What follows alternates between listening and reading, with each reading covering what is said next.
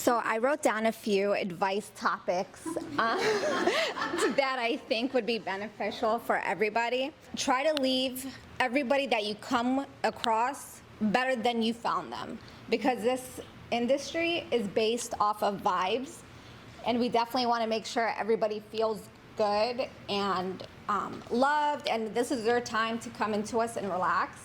Social media is everything. Utilize it. You want to market yourself. Like, marketing is key in any industry that you're in, especially right now with social media. It's everything. You know, it's our money makers. It's that free advertisement. You know, collab with the estheticians, with the hairdressers. We're all in it to win it and be there for each other. Because honestly, this industry is way too small. I've been in it for over 10 years as a makeup artist.